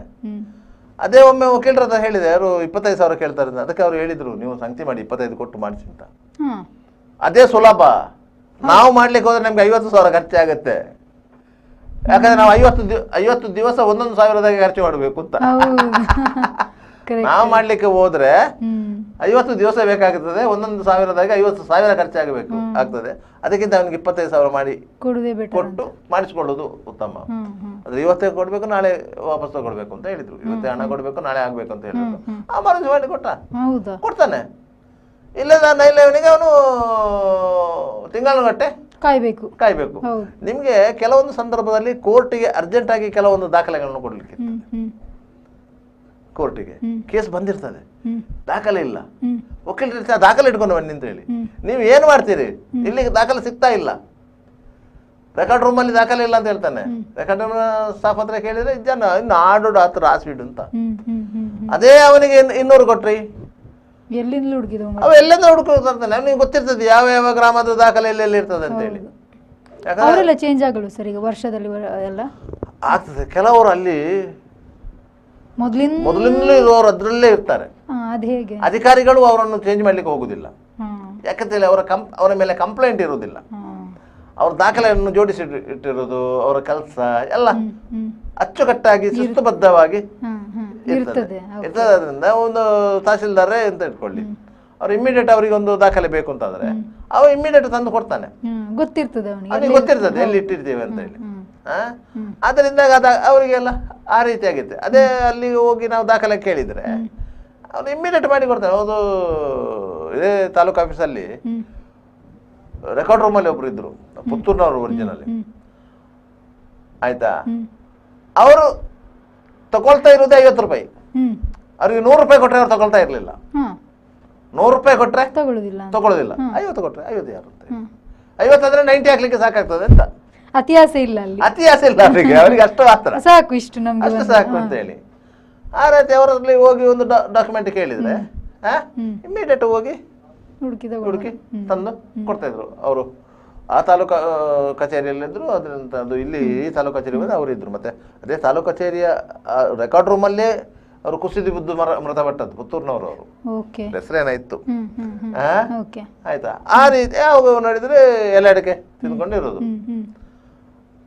ಹೋಗಿ ಇಂಥ ಗ್ರಾಮ ಇಂಥ ಸರ್ವೆ ನಂಬರ್ ಅಂತ ಹೇಳಿದರೆ ಹೋಗಿ ಫೈಲ್ ಇಟ್ಕೊಂಡು ಬಂದಾಯ್ತು. ನೋಡಿ ಇದರಲ್ಲಿ ನಿಮಗೆ ಯಾವ ದಾಖಲೆ ಬೇಕು, ಇಂಥವ್ರು ಇದ್ದಾರೆ ಅವ್ರಲ್ಲಿ ಹೋಗಿ ಹೇಳಿ. ಅದರಲ್ಲಿ ಆ ಫೈಲ್ ಡಾಕ್ಯುಮೆಂಟನ್ನು ನಮ್ಮ ಕೈಯಲ್ಲಿ ಕೊಡ್ತಾರೆ. ಅಂಥವ್ರಿಗೆ ಅವ್ರಿಗೆ ಕೊಂಡೋಗಿ ಕೊಟ್ಟಿರ್ತಾರೆ. ಅವರು ಕೊಂಡೋಗಿ ಕೊಟ್ಟು ನಮಗೆ ಇಂಥ ದಾಖಲೆಗಳು ಬೇಕು ಅಂತ ಹೇಳಿದರೆ ಅವರು ನೋಟ್ ಮಾಡಿಕೊಂಡು ಎಷ್ಟು ಪೇಜ್ ಇದೆ ಅಂತ ನೋಡಿ ಅದಕ್ಕೊಂದು ಅಮೌಂಟ್ ಇದೆ ಸರ್ಕಾರಕ್ಕೆ ಕಟ್ಟುವಂಥದ್ದು. ಆ ಅಮೌಂಟನ್ನು ಕೇಳ್ತಾರೆ. ಅದನ್ನು ಕೊಟ್ಟು ನಾಳೆ ಬನ್ನಿ ಅಂತ ಹೇಳ್ತಾರೆ. ಮನುಷ್ಯ ಹೋಗೋ ನಿಮಗೆ ಅದನ್ನು ಜೆರಾಕ್ಸ್ ಮಾಡಿ ಅದರ ಸರ್ಟಿಫೈ ಮಾಡಿ ಕೊಟ್ಟಿರ್ತಾರೆ. ಈ ರೀತಿಯಾಗಿ ಸರ್ವಿಸ್ ಮಾಡಿದವರು ಇದ್ದಾರೆ, ಇಲ್ಲಂತ ಇಲ್ಲ. ಅದೇ ದಾಖಲೆಗೆ ನಿಮ್ಮ ಹತ್ರ 1000 ರೂಪಾಯಿ ವಸೂಲು ಮಾಡಿದವರು ಇದ್ದಾರೆ. ಈ ಬ್ರೋಕರ್ಗಳ ಹತ್ರ ಹೋದ್ರೆ ಅವರು ಅಷ್ಟು ದಾಖಲೆಗಳಿಗೆ ಒಂದು 2000 ರೂಪಾಯಿ ಹಾಕೋಣ ಅಂತ ಹೇಳ್ತಾರೆ. ಅಲ್ಲಿ ಹೋಗೋದು ಅವರಿಗೆ ಹೊಡೆದ 50, ಉಳಿದೆಲ್ಲ ಇವರಿಗೆ. ಈ ರೀತಿಯಾಗಿ ಜನರನ್ನ ಮೋಸ ಮಾಡಿಸುವಂಥದ್ದು, ಮರಳು ಮಾಡುವಂಥ ವ್ಯವಹಾರ ಇದೆ. ಓಕೆ, ಸೊ ಇದ್ರ ಬಗ್ಗೆ ನಮ್ಮ V4ನ ರಿಪೋರ್ಟರ್ ಆಗಿರುವಂತಹ ಮಂಜುನಾಥ್ ಪ್ರಸಾದ್ ಇದ್ದಾರೆ. ಸರ್ ನಮಸ್ತೆ. ನಮಸ್ಕಾರ ಸರ್, ಈಗ ಸರ್ಕಾರಿ ಕಚೇರಿಗಳಲ್ಲಿ ಬ್ರೋಕರ್ಗಳ ಹಾವಳಿ ಜಾಸ್ತಿ ಆಗಿರುವಂಥದ್ದು, ಹಾಗೇನೆ ಅವರನ್ನು ಅಲ್ಲಿಂದ ಖಾಲಿ ಮಾಡುವಂತಹ ಕೆಲಸ ಕೂಡ ಆಗ್ತಾ ಇರುವಂಥದ್ದು, ಇದ್ರ ಬಗ್ಗೆ ನೀವೇನ್ ಹೇಳ್ತೀರಾ ಸರ್? ನಿಜವಾಗ್ಲೂ ಇದೊಂದು ಉತ್ತಮ ಬೆಳವಣಿಗೆ. ಆದ್ರೆ ಈಗಾಗಲೇ ಏನು AC ಅವರ ಒಂದು ಆದೇಶದ ಪ್ರಕಾರ ತಹಸೀಲ್ದಾರ್ ನಿನ್ನೆ ಅಲ್ಲಿರುವಂತ ಏನು ಈ ಬ್ರೋಕರ್ಗಳು, ಅಂದ್ರೆ ಈ ಬ್ರೋಕರ್ಗಳು ಸಾಮಾನ್ಯವಾಗಿ ಇವರ ಅಡಿಯಾಳುಗಳೇ. ಯಾಕಂತ ಹೇಳಿದ್ರೆ ಅಧಿಕಾರಿಗಳ ಅಡಿಯಾಳಾಗಿ ಕೆಲಸ ಮಾಡುವವರೇ ಈ ಬ್ರೋಕರ್ಗಳು.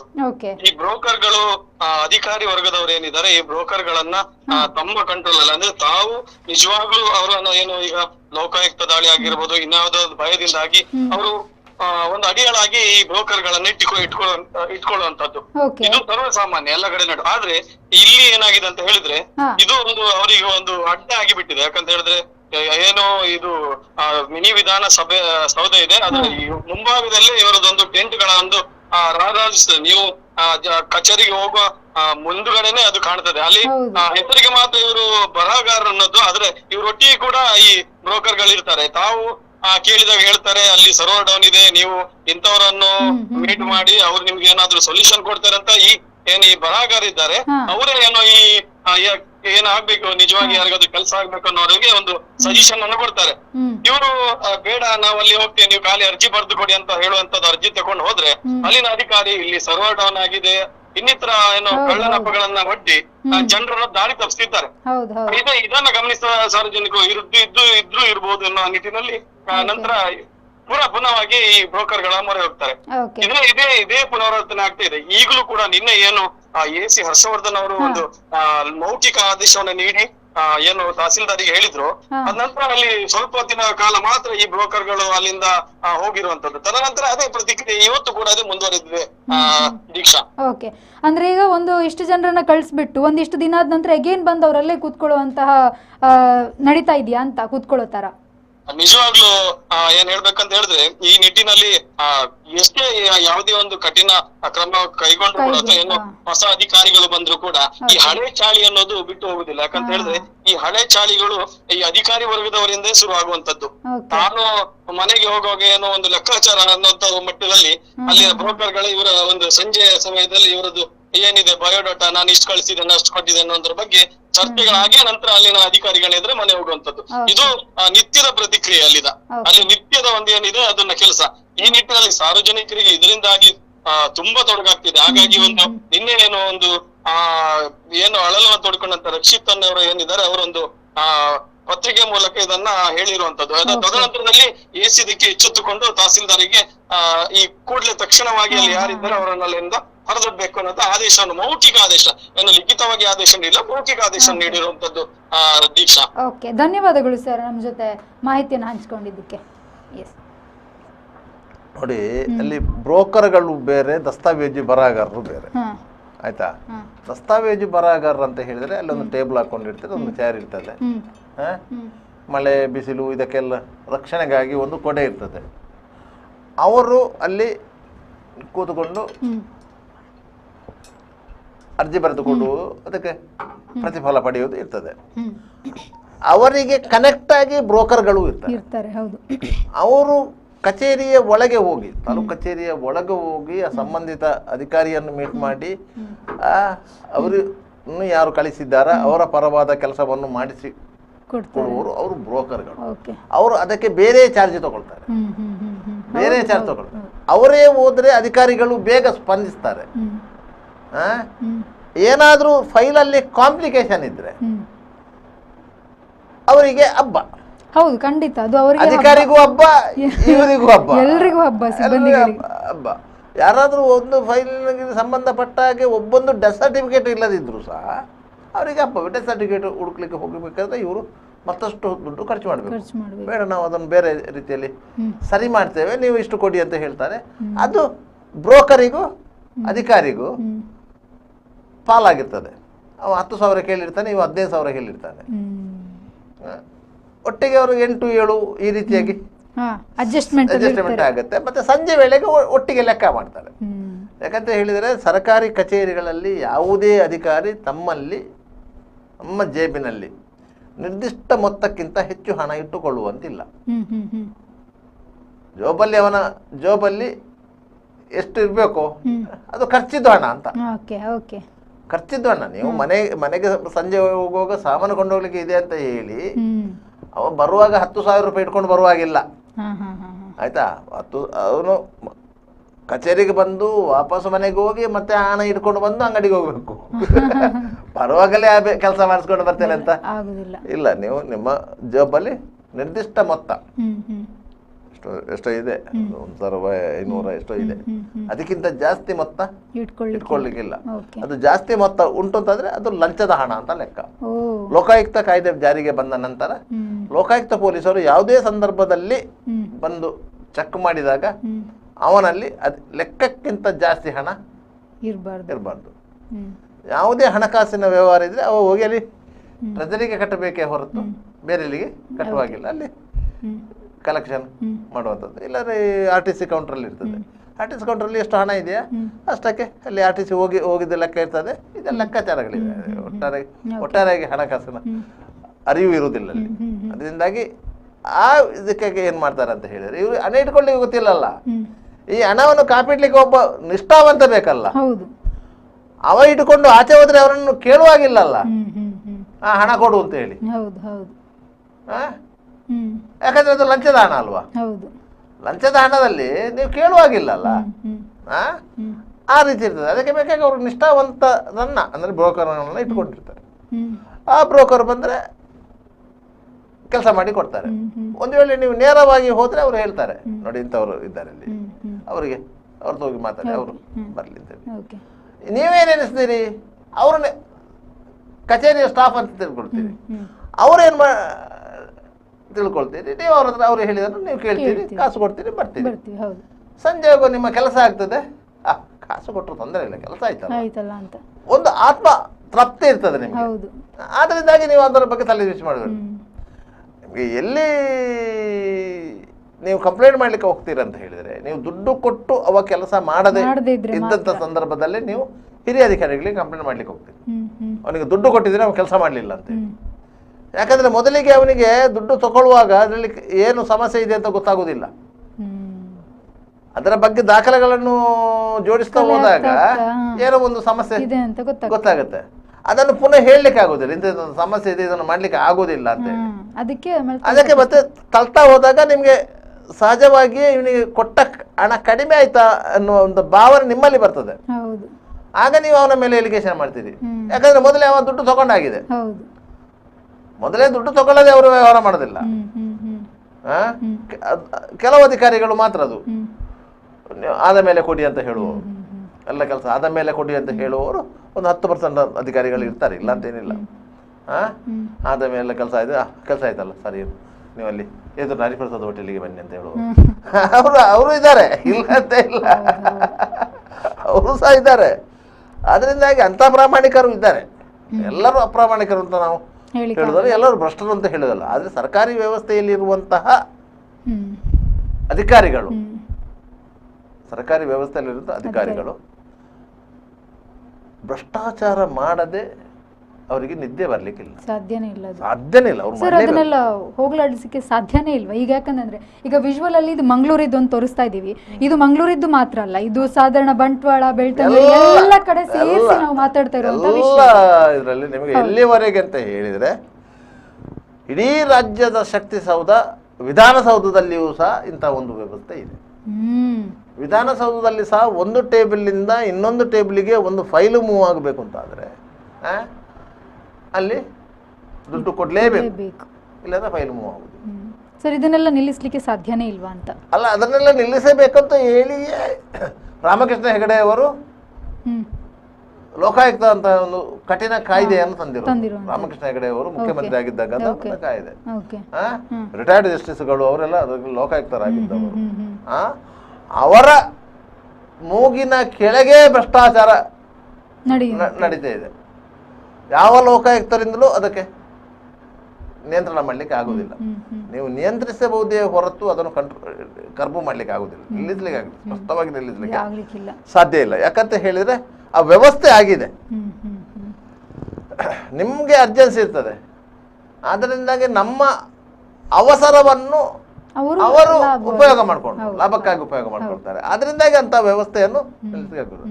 ಇಷ್ಟು ಲೋಕಾಯುಕ್ತ ಅಧಿಕಾರಿಗಳು ದಾಳಿ ನಡೆಸ್ತಾರೆ, ಇಷ್ಟು ಅಕ್ರಮ ಆಸ್ತಿ ಸಂಪಾದನೆ ಮಾಡಿದರೆ ಪತ್ತೆ ಹಚ್ತಾರೆ, ಎಲ್ಲವೂ ಮಾಡ್ತಾರೆ.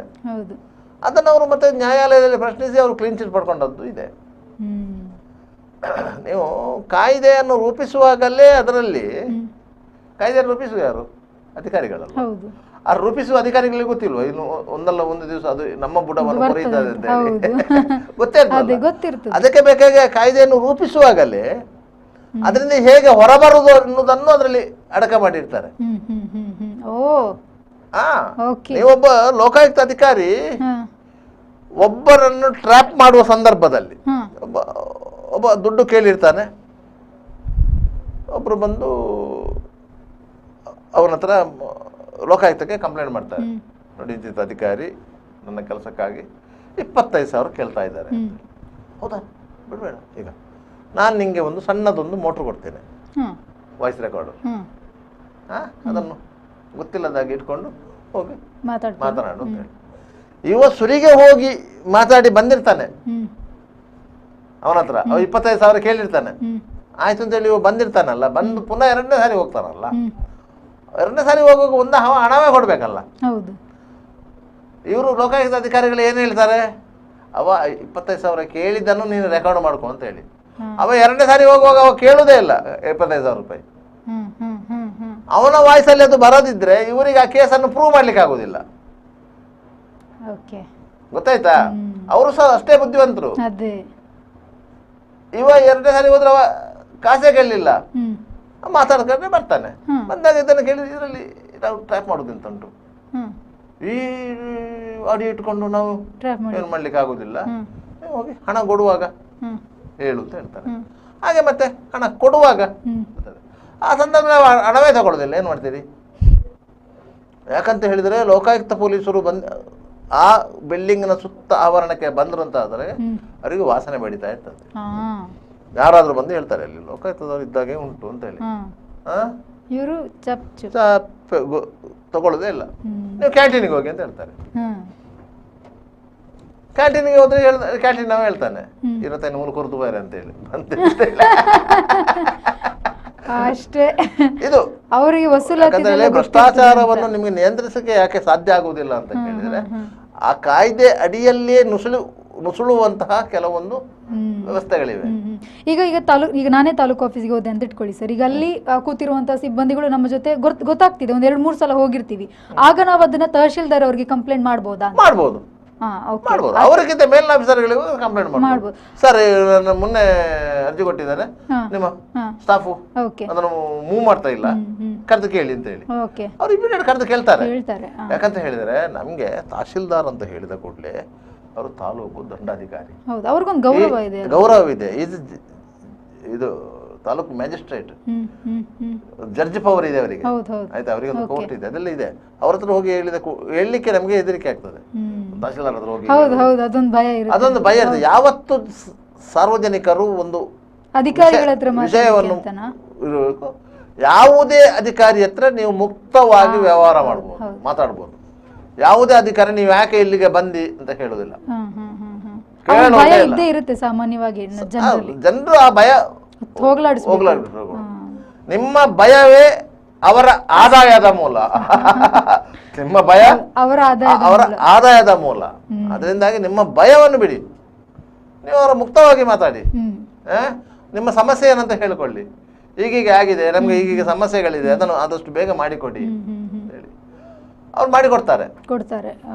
ಇಲ್ಲದ್ರೆ ಇದು ಭ್ರಷ್ಟಾಚಾರಕ್ಕೆ ದಾರಿ ಆಗ್ತದೆ ಅಂತೇಳಿ ನಾವು ₹1 ಹಣ ಲಂಚವಾಗಿ ಕೊಡುವುದಿಲ್ಲ ಅಂತ ಹೇಳಿ ತೀರ್ಮಾನ ಮಾಡಿದ ಮೇಲೆ ನಾವು ಕೊಡ್ಲೇಬಾರದು. ಯಾವುದೇ ಸಾರ್ವಜನಿಕರು ಅಂತ ಒಂದು ಪಣ ತೊಡಬೇಕು. ಒಂದು ಬಾರಿ ಅಲ್ಲ, 10 ಬಾರಿ ಬರ್ತೇನೆ ನಿಮ್ಮಲ್ಲಿಗೆ, ಅದು ನನ್ನಿಂದ ನಿಮ್ಗೆ ₹1 ವಸೂಲು ಮಾಡ್ಲಿಕ್ಕೆ ಸಾಧ್ಯ ಇಲ್ಲ, ಮರ್ಯಾದೆಯಲ್ಲಿ ಕೆಲಸ ಮಾಡಿಕೊಡಿ ಅಂತ ಹೇಳಿ. ಆಗ ಹೇಳ್ತಾರೆ, ನೋಡುವ ಎಷ್ಟು ಚಪ್ಪಲಿ ಸವಿಸಿದೆ ನೋಡುವ ಅಂತ ಹೇಳಿ. ಅದೊಂದು ಚಾಲೆಂಜ್. ಯಾಕಂತ ಹೇಳಿದ್ರೆ ಅದರ ಮೇಲೆ ನೀವು ಮೇಲಧಿಕಾರಿಗಳ ಹತ್ರ ಹೋಗಿ, ತಹಶೀಲ್ದಾರ್ ಆಗದಿದ್ರೆ ನೀವು ACLಗೆ ಹೋಗಿ, ACL ಆಗದಿದ್ರೆ ನೀವು DCLಗೆ ಹೋಗಿ. ಆಗ ಅವನಿಗೆ ಹೆದರಿಕೆ ಆಗ್ತದೆ, ಓ ಇವ ಹೋಗ್ತಾನೆ ಅಂತ ಹೇಳಿ, ಗೊತ್ತಿದೆ ಕಾನೂನು ಬಗ್ಗೆ ಗೊತ್ತಿದೆ, ಹಿರಿಯ ಅಧಿಕಾರಿಗಳಿಗೆ ಕಂಪ್ಲೇಂಟ್ ಕೊಡ್ತಾನೆ ಅಂತ ಹೇಳಿ. ನೀವು ಲೋಕಾಯುಕ್ತ ಆಫೀಸಿಗೆ ಹೋಗಿ ಒಂದು ಕಂಪ್ಲೇಂಟ್ ಕೊಡ್ಲಿಕ್ಕೆ ಇಮ್ಮಿಡಿಯೇಟ್ ಅಲ್ಲಿ ಕೆಲಸ ಆಗಿರ್ತದೆ. ಲೋಕಾಯುಕ್ತ ಅಧಿಕಾರಿಗಳು ಆ ಕಚೇರಿಗೆ ಬಂದ್ರೆ ಸರ್ ಅದು ಆಗ್ಲೇ ಮಾಡಿ ಮುಗಿಸಿರ್ತಾರೆ. ಇಷ್ಟು ಒಳಗಿನ ನೆಟ್ವರ್ಕ್ ಇದೆ. ಲೋಕಾಯುಕ್ತ ಅಧಿಕಾರಿಗಳಿಗೂ ಈ ಅಧಿಕಾರಿಗಳಿಗೂ ಒಂದು ನೆಟ್ವರ್ಕ್ ಇದೆ, ಇಲ್ಲ ಅಂತಿಲ್ಲ. ಅವರು ಸಹ ಅನಿವಾರ್ಯ ಸಂದರ್ಭದಲ್ಲಿ ಪರ್ಟಿಕ್ಯುಲರ್ ಆಗಿ ದೂರ ಇರುವಂತ ಸಂದರ್ಭದಲ್ಲಿ ಅವ್ರು ರೈಡ್ ಮಾಡೋದು ಅವರು ಸಹ. ಇಲ್ಲದ್ರೆ ಯಾವ ಅಧಿಕಾರಿ ದುಡ್ಡು ತಗೊಳ್ಳದೆ ಕೂತಿದ್ದಾನೆ ಅಂತ ಹೇಳಿ? ಎಲ್ಲ ಅಧಿಕಾರಿಗಳು ದುಡ್ಡು ತಗೊಂಡೇ ಕೂತವರು. ಅದು ಎಲ್ಲ ಇಲಾಖೆಯಲ್ಲಿ, ಕೇವಲ ಕಂದಾಯ ಇಲಾಖೆ ಅಂತ ನಾವು ಹೇಳುವುದಿಲ್ಲ, ಫಾರೆಸ್ಟ್ ಇಲಾಖೆ ಅಂತ ಹೇಳುವುದಲ್ಲ, ಪೊಲೀಸ್ ಇಲಾಖೆ ಅಂತ ಹೇಳುವುದಲ್ಲ, ಆರೋಗ್ಯ ಇಲಾಖೆ ಅಂತ ಹೇಳುವುದಲ್ಲ. ಎಲ್ಲ ಇಲಾಖೆಗಳಲ್ಲೂ ಸಹ ಲಂಚವಾಗಿ ದುಡ್ಡು ತಗೊಳ್ಳದೆ ಕೂತಂತ ಒಬ್ಬನೇ ಒಬ್ಬ ಅಧಿಕಾರಿಯನ್ನು ನೀವು ತೋರಿಸಿಕೊಡ್ಲಿಕ್ಕೆ ಸಾಧ್ಯ ಆಗುವುದಿಲ್ಲ. ನಾವು ಹಿಂದೆ ಹೇಳ್ತಾ ಇದ್ರು, ಲಂಚ ತಗೊಳ್ಳದೆ ಕೆಲಸ ಮಾಡಿದಂತ ಅಧಿಕಾರಿ ನೇರವಾಗಿ ಸ್ವರ್ಗಕ್ಕೆ ಹೋಗ್ತಾನಂತೆ. ನಾವು ಹೇಳ್ತಾ ಇದ್ದೇವೆ, ನೇರವಾಗಿ ಸ್ವರ್ಗಕ್ಕೆ ಹೋಗ್ತಾನೆ. ಅದಕ್ಕೆ ಒಬ್ರು ಅಧಿಕಾರಿ ಹೇಳಿದ್ರು, ಆ ಸ್ವರ್ಗಕ್ಕೆ ಹೋಗುವಾಗ 10 ಬಿಲಗಳು ಇರ್ತವೆ, 10 ಬಿಲಗಳಲ್ಲಿ ನಾವು ₹10 ಕೊಟ್ಟು ಹೋಗ್ತೇವೆ ಅಂತ. ಯಾಕಂದ್ರೆ ನಾವು ಇಲ್ಲಿ ತಗೊಂಡದನ್ನು ಅಷ್ಟು ಮಾಡಿ ಹೋಗ್ತೇವೆ, ಅದು ನಮ್ಗೆ ಹೋಗೋದು ಹೇಗೆ ಅಂತ ಗೊತ್ತಿದೆ ಅಂತ ಹೇಳಿ, ಹೋಗೋದು ಹೇಗಿಂತ ಗೊತ್ತಿರ್ತದೆ ಅಂತ ಹೇಳಿ. ಯಾಕಂತ ಹೇಳಿದ್ರೆ ಒಬ್ಬ ಅಧಿಕಾರಿ ಒಂದು ಎಕ್ಸಿಕ್ಯೂಟಿವ್ ಪೋಸ್ಟ್ಗೆ ಬರ್ಬೇಕಂತಂದ್ರೆ ಅವನು ಅಲ್ಲಿ ದುಡ್ಡು ಕೊಟ್ಟೆ ಬಂದಿರುವುದು, ಇಲ್ಲಿ ವಸೂಲಿ ಮಾಡ್ತಾನೆ, ಇಲ್ಲಿ ವಸೂಲಿ ಮಾಡಿರುದು. ನೀವು ಶಕ್ತಿ ಸೌಧದಲ್ಲಿ ದುಡ್ಡು ಕೊಡದೆ ಇಲ್ಲಿಗೆ ಬಂದಿದ್ರೆ ಇಲ್ಲಿ ವಸೂಲಿ ಮಾಡುವಂತ ಅವಶ್ಯಕತೆ ಇಲ್ಲ. ಈ 1991 ಬ್ಯಾಚ್ ಅಂತ ಕಾಣ್ತದೆ ಪೊಲೀಸ್ ಅಧಿಕಾರಿಗಳು. ಇಡೀ ಬ್ಯಾಚಿನ ಅಧಿಕಾರಿಗಳು ಒಂದು ರೀತಿಯಲ್ಲಿ ಅತ್ಯಂತ ಪ್ರಾಮಾಣಿಕ ರೀತಿಯಲ್ಲಿ ಕೆಲಸ ಮಾಡ್ತಾ ಇದ್ದಾರೆ. ಅದಕ್ಕೆ ನಾನು ಕೇಳಿದೆ, ಏನು ಈ ರೀತಿಯಾಗಿ ಮಾಡಿದ್ದೀರ? ಅದಕ್ಕೆ ಅವ್ರು ಹೇಳಿದ್ರು, ನಾವೇನು ದುಡ್ಡು ಕೊಟ್ಟು ಬಂದದಲ್ಲ ಅಂತ. ನಾವೇನು ದುಡ್ಡು ಕೊಟ್ಟು ಬಂದದಲ್ಲ, ನಾವು ನಮ್ಮ ಸ್ವಂತ ಪರಿಶ್ರಮದ ಮೇಲೆ, ಎಬಿಲಿಟಿ ಮೇಲೆ ನಾವು ಬಂದಿರೋದು. ನಮಗೆ ನೇಮಕಾತಿ ಇಲ್ಲ ಸೆಕ್ಷನ್ ಅಲ್ಲಿ IGP ಆಗಿದ್ದದ್ದು ಆನಂದನ್ ಸಾಹೇಬ್ರು, AJ ಆನಂದನ್ ಅಂತ, ಅವ್ರು ಆಗ್ಲೇ ಹೇಳಿದ್ದಾರೆ, ನಾವು ಅಪ್ಲಿಕೇಶನ್ ಹಾಕಿ ನಾವು ಫಸ್ಟ್ಗೆ ನಮ್ಗೆ ಕಾಲ್ ಫಾರ್ ಬರುವಾಗಲೇ ಹೇಳಿದ್ದಾರೆ, ಯಾರಿಗಾದ್ರೂ ದುಡ್ಡು ಕೊಡುವುದಾಗಲಿ, ಯಾರಿಂದಾದರೂ ಇನ್ಫ್ಲುಯೆನ್ಸ್ ಮಾಡಿಸುವುದಾಗಲಿ, ಏನಾದರೂ ಮಾಡಿದ್ರೆ ಅದೇ ನಿಮ್ಮನ್ನು ಡಿಸ್ಕ್ವಾಲಿಫೈ ಮಾಡಲಿಕ್ಕೆ ಆಧಾರ ಆಗಿರ್ತದೆ. ನಮಗೆ ಎಷ್ಟು ನಿಮ್ಮ ಎಬಿಲಿಟಿ ಇದೆ, ನಮಗೆ ಎಷ್ಟು ಬೇಕು, ಅದರ ಮೇಲೆ ನಿಮ್ಮನ್ನು ಆಯ್ಕೆ ಮಾಡ್ತೇನೆ. ಯಾರಿಂದಾದರೂ ದುಡ್ಡು ತಗೊಳ್ಳೋದು ಬಿಡಿ ಹಾಗೆ. ಅದರಿಂದ ನೀವು ಅದರಲ್ಲಿ ಯಾವುದೇ ಹಿರಿಯ ಅಧಿಕಾರಿ ಆಗಲಿ ಕಿರಿಯ ಅಧಿಕಾರಿ ಆಗಲಿ, ನೀವು ಆ ಭ್ರಷ್ಟಾಚಾರದ ಕೂಪದ ಒಳಗೆ ಈಜಾಡ್ಲಿಕ್ಕೆ ಕಲಿಬೇಕು. ಇಲ್ಲದ್ರೆ ನೀವು ಸರ್ಕಾರಿ ವೃತ್ತಿಯನ್ನ, ಸರ್ಕಾರಿ ನೌಕರನ್ನ ಪೂರ್ತಿಯಾಗಿ ಅನುಭವಿಸಲಿಕ್ಕೆ ಸಾಧ್ಯ ಆಗುವುದಿಲ್ಲ. ಓಕೆ, ನೋಡಿದ್ರಲ್ವ ವೀಕ್ಷಕರು, ಇದಾಗಿತ್ತು ಇವತ್ತಿನ ನಮ್ಮ ಸುದ್ದಿ. ಆದಷ್ಟು ನೀವು ಅಧಿಕಾರಿಗಳೊಂದಿಗೆ ಮುಕ್ತವಾಗಿ ಮಾತನಾಡೋದಕ್ಕೆ, ಧೈರ್ಯವಾಗಿ ಮಾತನಾಡೋದಕ್ಕೆ ನಾವೆಲ್ಲ ಕಲಿಬೇಕು ಅಂತ ಹೇಳ್ತಾ ಇವತ್ತಿನ ಈ ಒಂದು ಸುದ್ದಿನ ಇಲ್ಲಿಗೆ ಮುಗಿಸ್ತಾ ಇದ್ದೀವಿ. ನಿರಂತರ ಸುದ್ದಿ, ಮಾಹಿತಿ, ಮನೋರಂಜನೆಗಾಗಿ V4 ನ್ಯೂಸ್ನ ಫೇಸ್ಬುಕ್ ಪೇಜ್ನ ಫಾಲೋ ಮಾಡಿ ಹಾಗೂ ಯೂಟ್ಯೂಬ್ ಚಾನಲ್ನ ಸಬ್ಸ್ಕ್ರೈಬ್ ಮಾಡಿ.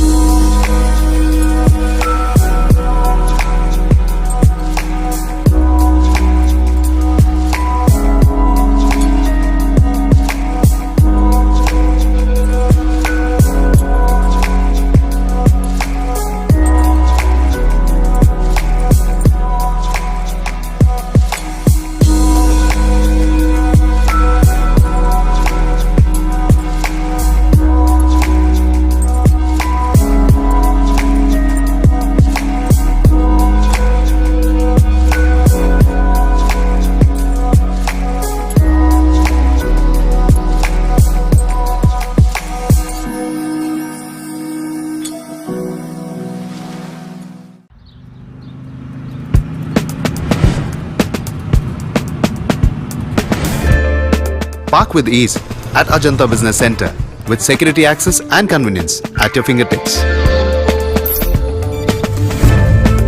Step into a welcoming lobby where a warm smile greets you and your clients. With top-tier amenities, Ajanta set the stage for our success, leading us to Ashoka Business Center as our next upgrade. Invest in workspaces managed by Vortex. Invest Smart. Invest in Mangaluru. The Father Mullah Charitable Institutions, the most modern linear accelerator, only one of its kind in this region for specific burning of cancer cells. We have all precision equipments and instruments for both invasive and non-invasive surgical procedures and diagnosis, ultrasonic color Doppler, CT scan and MRI machines. The operation theatres are equipped with contemporary equipments, high-tech intensive care units, neo and postnatal units, burns unit, cath lab and cardiothoracic units are fully equipped. Our NICU is the largest in the city. The blood bank and cell separator and casualty are 24-hour services. The Father Mullah Charitable Institutions. Ideal ice cream, milky way to your heart.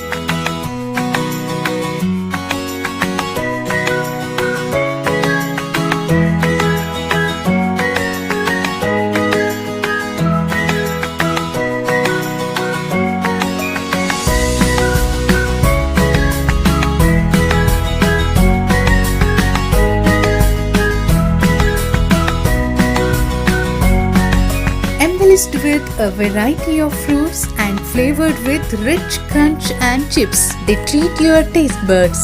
Ideal ice cream.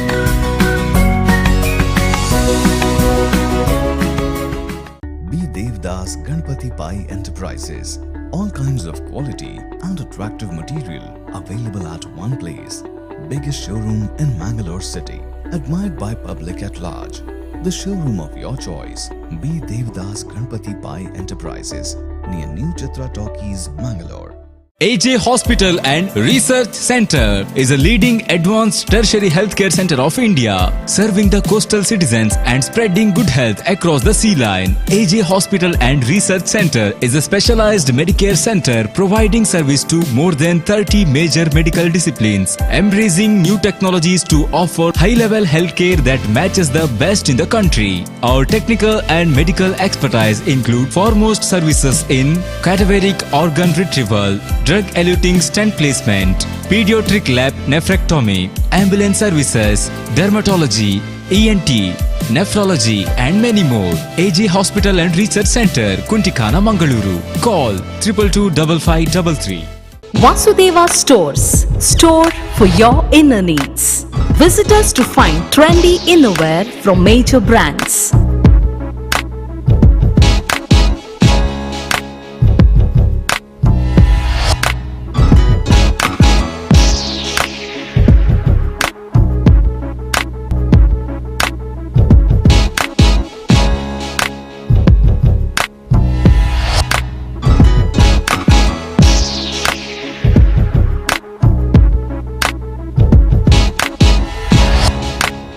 Visit Vasudeva Stores, ground floor, Ideal Towers, near Sharavu Ganapati Temple, Mangaluru.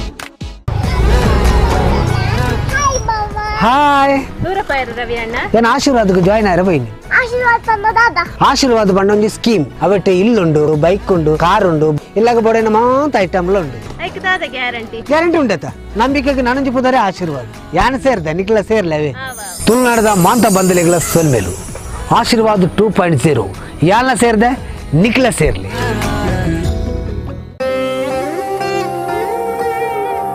ಆಹಾ, shining ಆದ್ರೆ ಏನೋ missing.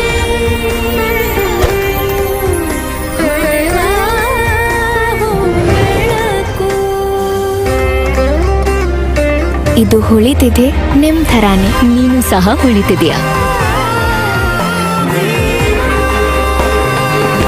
ಶತಮಾನದ ವಾರಸುದಾರಿಕೆಯ ಹೊಸ